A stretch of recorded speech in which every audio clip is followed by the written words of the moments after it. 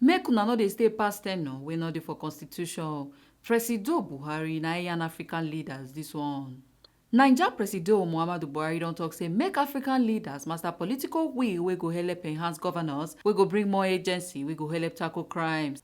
He talk this one for one closed-door talk for the 16th extraordinary session for African leaders for Malabo, Equatorial Guinea on Saturday, May 28, 2022. These changes, which are considered and qualified as a rampant coup d'etat, in fact, can lead to revolts.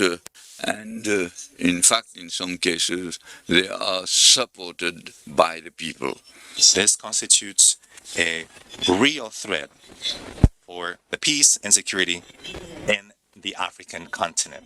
Supporting African countries to prevent and counter the threats posed by terrorist groups must be a global priority for us all. Buhari con tok say the resources wey dem suppose use for developing countries, dem dey use am fight crimes, and government no con get anything wey dem fit use to help their people. For West Africa, ECOWAS don join body to fight kilikili and tiffy-tiffy wey dey shele.